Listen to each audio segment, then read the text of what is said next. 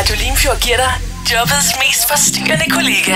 Det her er På Job med Leon. Blame it on me, der var George Ezra på Radio Limfjord. Jeg vil også gerne bare sige, skyd skylden på mig i forhold til det vejr, vi havde i går. Det var min 30-års fødselsdag i går. Dagen startede jo vældig, vældig fint, men blev senere på dagen en lille smule skyet. Derfor så ringede jeg til min mor on air her i radioen, uden hun vidste det, vel at mærke, for at høre, hvordan vejret det var for præcis 30 år siden i går. Jamen, Leon, det ved jeg ikke. Det står hjemme på et billede. Det kan jeg simpelthen ikke huske. Jamen, det skal du da. Jamen, det ved jeg. Sådan noget skal jeg altså have vidt mindst dagen før, så jeg kan finde ud af det.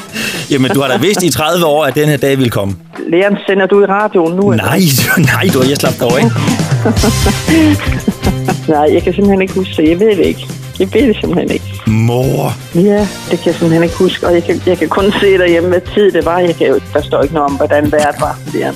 Nå, men det var så siger vi bare, at det var godt vejr for 30 år siden på dagen i dag, og det er det så også lige nu i hvert fald. Det var det. Det var et lokalt solskin i hvert fald, det er jeg helt sikker på. En lokal solstrejf, der tittede ned i det sydfynske. Ja. Nej, det er godt at have. Sådan det var.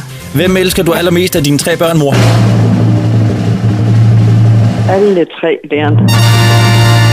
Det her er Radio Limfjord.